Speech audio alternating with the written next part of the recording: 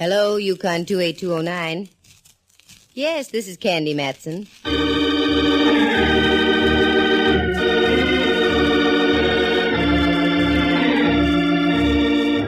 The National Broadcasting Company presents Candy Matson, YUkon 28209.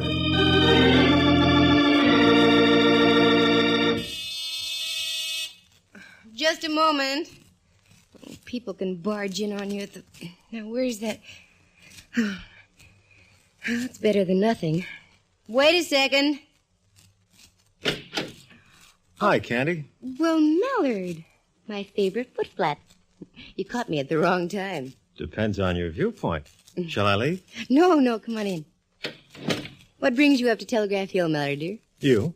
An interesting subject. Care for a drink? No, I'm on duty. You mean I'm being honored with an official call? Sort of. In that case, you can leave. No, seriously, Candy. You can help me if you will. Well, the mountain coming to the mountain. Oh, you're not so large. Now you can leave. Only kidding. Here's a pitch. An acquaintance of mine, Gordon Ayers, has a little problem on his hands. Needs your help. What is this? Oh, don't get excited, Candy. He's an insurance adjuster for an aviation outfit here in San Francisco. A couple of months ago, a guy and his wife took off in a private plane from one of those little airports down the peninsula and crashed. She burned to death. Ayers investigated and okayed the claim. A rather fancy amount. But his company doesn't like it. They don't think the crash was legit. It gets interesting. He has to prove he was right. He came to me. He wanted us to verify the facts. But we're the San Francisco police, and that's out of our jurisdiction. So? So, I mentioned you. Oh. He wants to meet you and have a little talk. If you can get the guy out of the soup, there's a nice little hunk of cabbage in it for you. Mallard, I'll take it, but there's something phony. How do you mean, Candy? This is the first time you've ever given me a helping hand in my private eyeing. Could be there's a reason. Could be a reason why I'm going to take the case, too. Must be the rabbit in me. I love to nibble on large hunks of cabbage.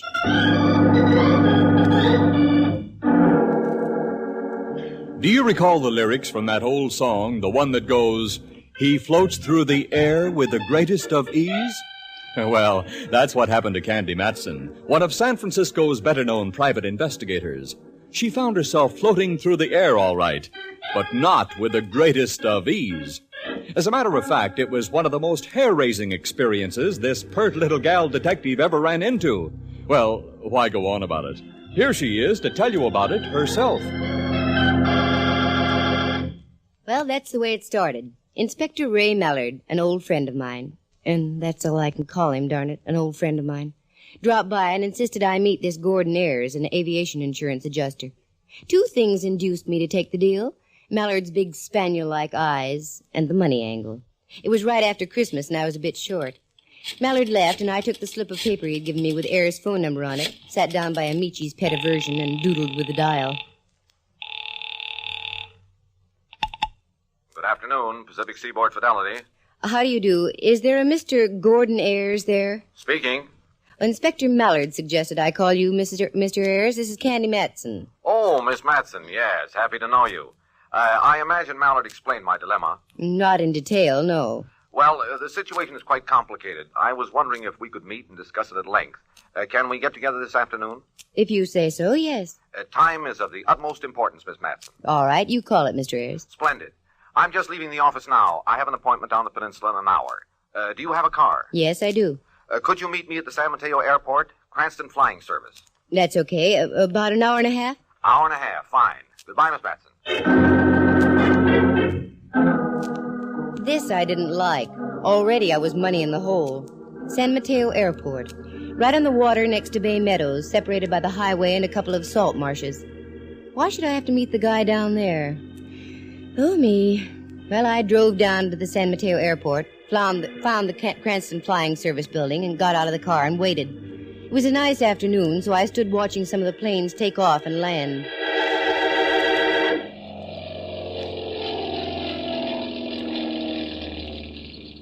Pardon me, you aren't by any chance... Oh, no, of course not. No, I'm not by any chance. I'm Candy Matson. Are you Mr. Ayers? That's right. I didn't expect anyone quite so young. Well, did you want to talk, Mr. Ayers, or just stand there like a sea bass out of water? Oh, pardon me. I want to talk, of course. By the way, have you ever flown? On commercial airlines, many times. Why? Would you like to take a little hop this afternoon? What's that got to do with why I'm here? Plenty. It'll give you a picture of what I'm up against. In what do we fly, and who's going to be our guiding angel? Well, we'll probably fly in that Cessna over there, and I shall do the piloting. Well, I don't know. Have you been flying long? About 20 years. Oh. And I also flew for Uncle Sam in the late mess over Germany. Okay, I'll take your word for it. Good. Let's go into the office. Mother told me there would be days like this. Candy, she used to say, never leave the house without your parachute.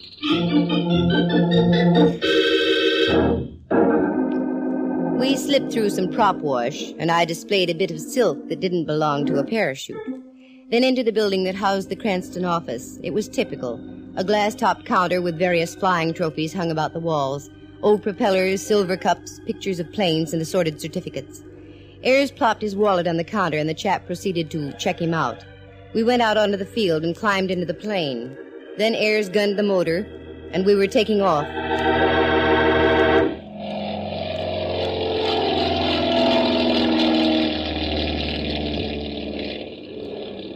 This is all very cozy, Mr. Ayers, but what's the idea? There's a very definite reason for it, Miss Matson. See that tower down there? Mm-hmm. No, down there toward Redwood City. Oh, yes, I see it. Oh, that's where we're going. About a mile east of that, there's a private airport run by a man named Folger. We're going to simulate a landing at that field. Well, I'm still not with it. I want you to notice all the physical qualities of that field as we come in for a landing. Notice the boundaries, the hazards, and the amount of free space a plane has, especially a light plane. You make me feel like a latter-day Nellie Bly. Okay, Mr. Ayers, let's go. I'll watch. Fascinated as I am by flying, I started looking around. The lower end of the bay on our left, the skyline to our right, and the bustling peninsula directly beneath us. I was shocked out of my reverie when the plane turned on its side and we cut sharply to our right and out over the bay. I thought Ayers had lost control of the ship, but no, it was just a routine bank. Then another bank right, and we were nosing in toward an airfield down and in front of us. Did I startle you? A little. It's all right now that I know we're not playing tag with gravity. I'm going to cut the throttle now and nose in for a fake landing. I'm glad you told me. I'll know how to behave. Keep your eyes open, Miss Matson.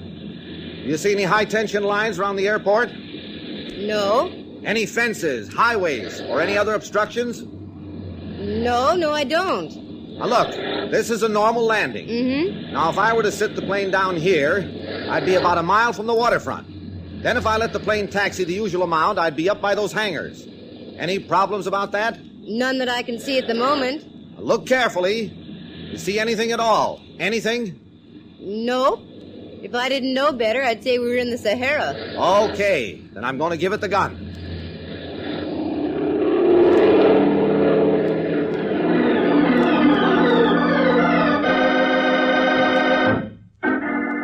Without the wheels touching the ground, we were climbing into the sky again and back toward the San Mateo airport. In less than minutes, Ayers brought the plane in for a neat landing, and we were over a very dry martini in a little spot in Burlingame. Okay, we've played charades long enough, Mr. Ayers. Cut me in on the plot. Oh, it's merely this. The man who owns that airport, Folger, was out flying with his wife one afternoon. Brand new plane. They came in for a normal landing. Just as we did. As far as I could figure out, the plane nosed over, caught fire. He escaped. His wife didn't. As the adjuster on the case, I voted straight accident and asked my company to pay the claim. They didn't like the idea. You know how insurance companies are, Miss Matson. Naturally, they have to be suspicious. But in this case, their fears are groundless. Mm-hmm. What about Folger? Where is he now? Still running the airport. Now, let's get down to cases, Mr. Ayers. Just why did I get the free plane ride this afternoon? Well, I've known your friend Mallard for some time. I wanted him to sign this affidavit saying the field is perfectly safe for normal flying. He wouldn't do it. Naturally. Naturally, being with the San Francisco police. Then he suggested you. I have to have some licensed representative of the law's signature in order to clear my neck with my company. Here, you saw for yourself. Will you sign it? Whoa there, boy. Wait a minute. Feather your prop. You mean you won't sign it? I didn't say that. But I don't sign anything until I read the fine print, not even for my pal Mallard. I'll tell you what I'm going to do. I'm going to leave now, after I have another olive and what goes with it. Then I'm going home.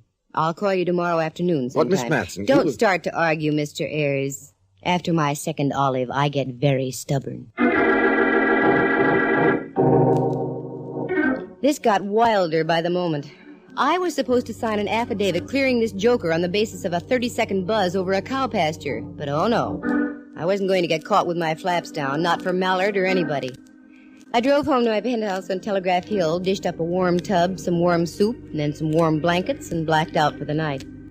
In the morning, I drove over to California Street near Old St. Mary's. I wanted to see a good luck piece of mine, Rembrandt Watson. Rembrandt's a photographer, and tops in his profession now that he's not supplying the rent for all the bistros on the Barbary Coast. Candy, my lily, greetings. You know, if I was a GI, I'd slug you for that. How are you, Rembrandt? Strictly je suis très bon. That's French. Well, that's your opinion. And that's English. Oh, Dove, you look as well scrubbed as Mount Diablo after a rainfall. There's a romantic parallel. What brings you about on this lovely day? This lovely day. How would you like to go for a little drive, Ducky? Well, let's see. I was supposed to have tea with Diogenes Murphy, the honest Irishman. But he'll understand. Yes, I'd love it. Where are we going and why? San Mateo. And for why, I don't know. Well, that's San Mateo for you.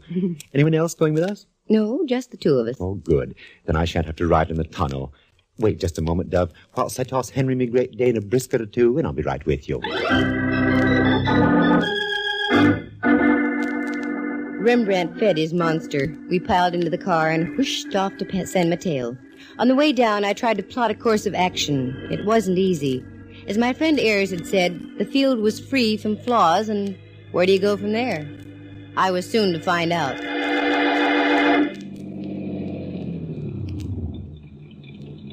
Is this our destination, Dove? That's right.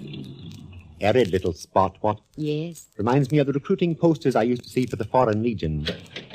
Come on, Rembrandt. I want to see something. What, dear? The other side of this hangar over here. What's over there? The burnt fuselage of a plane. Candy girl, your sense of the macabre knows no bounds. Can't help it. This is business.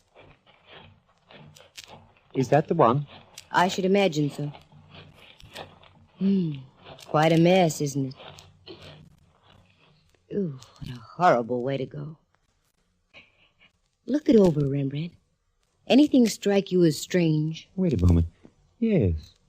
Why are there tattered pieces of fabric on this side of the plane, and on the other, nothing but melted steel frame? Good point, Laddiebuck. And another thing. Look inside the cabin there. The safety belt on the other side. Intact. So it is. And I should sign affidavits yet. Wait till I see that Mallard. Pardon me. Was there something you wanted? Oh, how do you do? I don't like his looks, dear. Did you want to ride? Is that why you're here?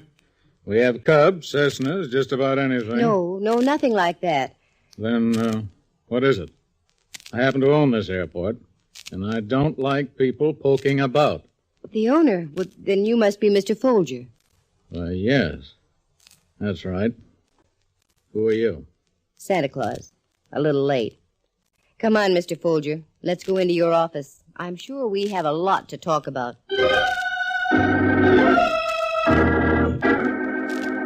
Folger led the way, and we went into a little Quonset hut type of building that served as the airport office. There were no trophies here, nothing but bareness. On one side was a pot-bellied stove, and on the other a mangy-looking parrot inside a cage. Folger motioned us to a couple of firehouse chairs and sat down himself in one that swiveled. Now then, what's this all about? I'm Candy Matson. This is my friend, Mr. Watson. I see. I'll be frank with you, Mr. Folger. I'm working with a Mr. Gordon Ayres of the Pacific Seaboard Fidelity Company. What? That's right. And they're holding up payment of your claim until Ayres can get a signed affidavit verifying his judgment. Fidelity! What in the world? Fidelity! Pay no attention, Miss Matson. That fool parrot picks up anything you say. I must admit this is somewhat of a shock. I thought it would be. Now, is there anything you can do to help me? Pictures, diagrams, anything like that? Yes, I have a complete file, including a newspaper photograph of the crash itself. May I see them? Newspaper. Quiet, you idiot. Quiet, you idiot. Quiet, you idiot. Yes, you may see them. I keep them in my apartment in the city. If you'd care to drop by this evening, I'll show them to you. Good. Supposing you give me a call when you get in town. Candy Matson, YUkon 28209. I'll write that down. Candy Matson, Candy Matson. That's right, Polly. NC 98012. I said quiet. Oh, someday I'll wring that blasted bird's neck. The only reason I keep her around is because she belonged to my wife. There. I'll call you this evening, Miss Matson. We left the place, got in the car, drove back down the road, and ducked into a little clump of trees well hidden. Rembrandt looked at me as though I was losing my mind. But in about 10 minutes, we heard the sound of a car coming from the airport. It roared past us, and at the wheel was Folger. That's all I wanted. I whipped us back to the Quonset hut, fully expecting the place to be locked tighter than a drum, but it wasn't. The door was wide open. What's the idea, Candy? Well, I'm not sure, Rembrandt. It's just a hunch. That open door, though, means we're going to have to work fast. Work fast? At what? My telephone number is YUkon, not NC something or other. I have a sneaking idea that somewhere back in the dim recesses of that parrot's memory, I can get a key to this whole thing. Now, hello, Polly. Pretty Polly. Give me a pencil, Rembrandt. Pencil? Here. Thanks. Pretty Polly. Candy Matson, YUkon 28209. Pretty Polly. Candy Matson, YUkon 28209. Candy Matson, Candy Matson. NC. NC 98012. 98012, that's it. Thanks, Polly. Come on, Rembrandt, let's get gone with the wind. I left Rembrandt off at Diogenes Murphy's place on Van Ness Avenue and drove downtown. I ran into a present-day miracle by finding a place to park, then took the elevator up to the offices of the Pacific Seaboard Fidelity Company. I spotted Ayers' office and walked in. Well, Miss Matson, sit down. You're as good as your word. Thanks. Got anything for me? I may have, but first I want to know if you've got anything for me. Some little piece of information you've been holding out. From your own company, for instance? I don't quite understand you, Miss Matson. I'll come to the point, then. How in the name of Kitty Hawk could you honestly pay a claim on that wreck at Folger's Airport? The plane was obviously burned only on one side, the passengers. And also, the passenger's safety belt was still intact, tightly fastened. You're a suspicious little thing, aren't you? Well, I'm like the insurance companies. I made the same mistake myself. That fuselage you saw was a training plane. It cracked up on a routine flight. No one hurt. The plane in which Mrs. Folger was killed was sold for scrap a week after my formal investigation. Oh, well, looks like I pulled the trigger on the wrong target. Oh, well, that's all right. As I said, I made the same mistake myself. However, I don't think it was advisable for you to go down there without consulting me first. Oh? Folger called me on the phone right after you left. You've given him a fine case of the jitters. Look, Mr. Ayers, I operate in my own manner. If I saw reason to give Folger's cow pasture the once-over, that's as it should be. And if that isn't agreeable to you, you can get another boy or girl. Oh, now, wait a moment. I'm sorry. No, you continue doing as you are. Good. Naturally, you want to be thorough about this thing, and I can't blame you. Right. Now then, what's the next step, Miss Matson? Well, offhand, I really don't know. I'll call you first thing in the morning. First thing in the morning, fine.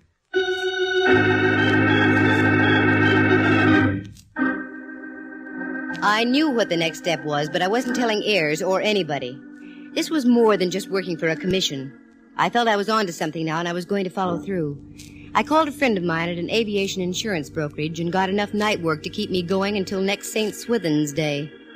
I took my material home and started in. It was a history of every fatal plane crash in the United States for the past 10 years. About 11, I fixed some coffee. About 2, I started to nod. Pinched my cheeks and snapped out of it. About 4, I had some more coffee. Then at 7, just as the sky dawn red-streaked across the bay, I found what I wanted. Exactly what I wanted. It didn't tie together yet, not all of it. But the knot was now begun. It only needed a little tightening. I stretched out on the couch, set the alarm for 9, and woke up right on schedule. Once again, I got Ayers on the phone. Pacific Seaboard Fidelity, Ayers speaking. Good morning, Mr. Ayers. Candy Matson. Oh, good morning, Miss Matson. How do things look? Well, if you're referring to me, awful. I've been up all night. By the way, I wonder if we could make that flight again. Flight? Yes, over Folger's Airport. Only this time I'd like to make an actual landing. Oh, why, sure. That can be arranged. And I'd like Folger to come with us. I want him to describe just what happened as we go along. Oh, yes. This morning okay? The sooner the better. I'll call him right now. Have him get a plane ready. I'll meet you there about noon.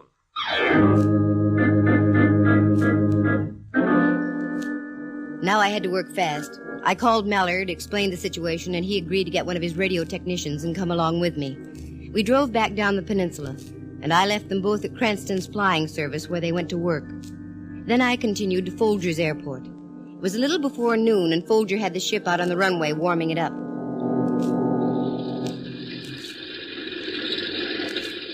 Hi there, Mr. Folger. Seen anything of Ayers? Yeah, he's in the office. He'll be right out. Come on, you can get in. Okay. Here comes Ayers now. Here, let me give you a hand. You can sit up front, and I'll sit back here. All right. Thank you. Right on time, I see, Miss Matson. Yes. Got the plane gas, Folger? Yeah, I'll sit. Well, I guess we can take off. Here we go.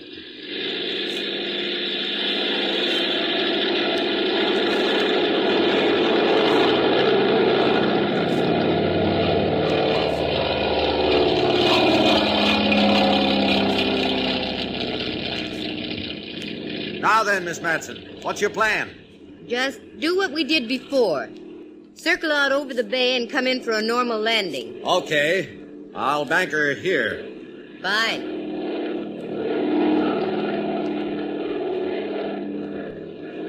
Now, is there any way for Folger to take the wheel? I beg your pardon? I said, is there any way for Folger to take the wheel?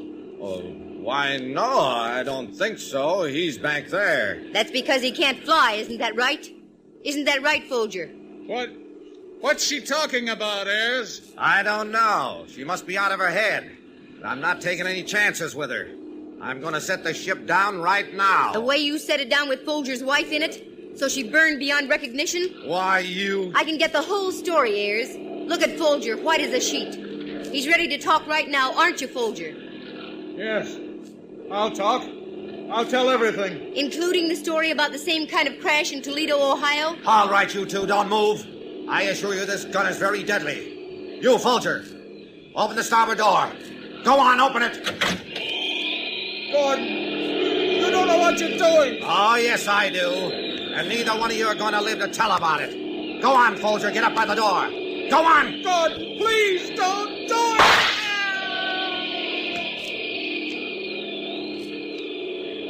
What a fine rat you are, Ayers. You're next, Miss Matson. Just a little too darn smart for your own good, aren't you? I should have known better than to try to use a dame for the fall guy. Go on, stand up by the cabin door. Sure.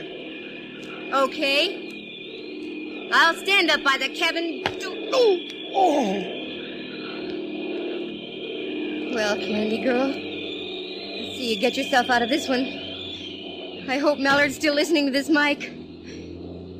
Mallard, you big dumb cop, can you hear me? I can hear you, Candy. What's wrong? I had to tap Ayers over the head. What do I do now? I don't know how to fly this thing. Wait a minute. I'll put Cranston on. Miss Matson, listen carefully. Take the wheel and hold it in the middle. Get your nose up a little. That's it. How am I doing? Fine. Now look down at the horizontal bar at your feet. Press the left one ever so slightly and turn the wheel left at the same time. Like this? Keep your nose up. Up, so it's just above the horizon. That's it. Keep it there. Better. Now straighten both the bar and the wheel. Slowly. Slowly. I've got it. Now you're headed towards San Mateo Airport. Now try to drift off to your right a little, using the opposite technique. Better? You're doing fine. Hang on, Candy. You're going great. Now look for the protruding gadget on the right side of the dashboard. Mark throttle. Push it in about a third of the way. I'm falling. Mallard, I'm falling. No, you're not. Just do as I say. You're coming in for a landing. Now, don't move the wheel or the bars until I tell you to. Oh, the ground's coming up awfully fast. You're coming in just right. Now, ready? Pull back the wheel just a little. No, not too much. That's it. Okay, gal. Right her on in.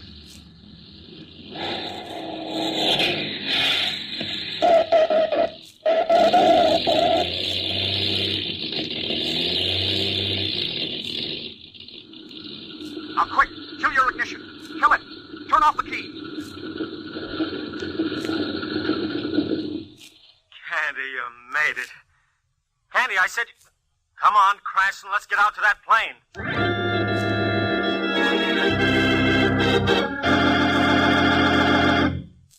All right, kid? Yeah. My knees feel like I did the conga from here to L.A., but otherwise I'm all right. The boys will take care of Ayers. Come on, we got a report to make. Report? Sure. I sicked you onto this Ayers guy purposely. What? Sam and Teo didn't want to scare the guy off until they solved the case, so we cut you in on the deal without you knowing it. Candy, you did it. We've got a recording of the whole thing made over the plane's radio. Congratulations, Candy. You'll get a nice hunk of dough for this. Nice hunk of dough of all the dirty tricks. Mallard, Oh, what's the use? I can't bawl you out now. I'm airsick.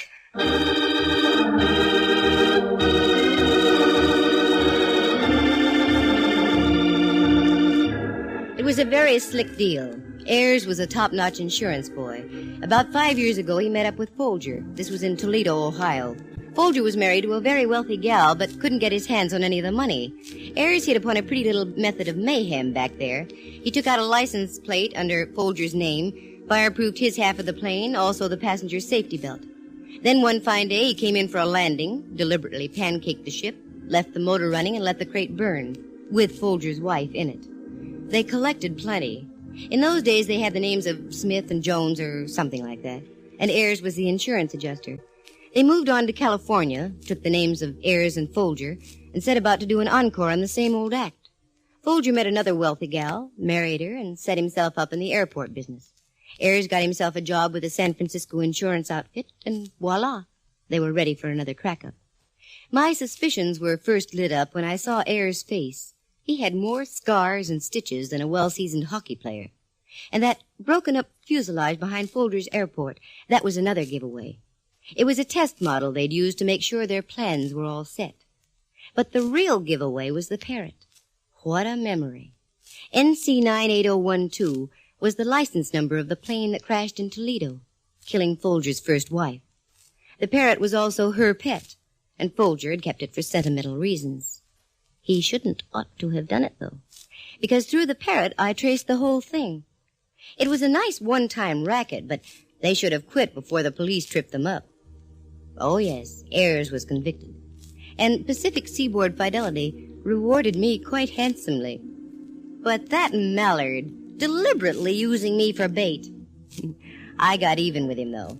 I made him take me deep-sea fishing about a week later. Oh, did he get sick. Seasick. And I just stood there and laughed and laughed and laughed and laughed. Listen again next week at this same time. For excitement and adventure, just dial... Candy Matson, YUkon 28209. Heard tonight were Lou Tobin as Ayers, Harry Beckville as Folger, and Jack Cahill as Cranston. Henry Leff as Inspector Ray Mallard, and Jack Thomas plays the part of Rembrandt Watson. The program stars Natalie Masters as Candy and is written and produced by Monty Masters. Sound effects were created by Bill Brownell and Jay Rendon.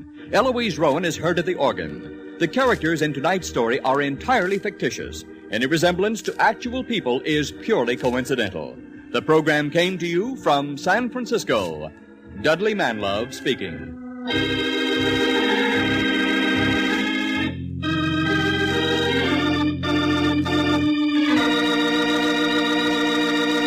You are tuned for the stars on NBC.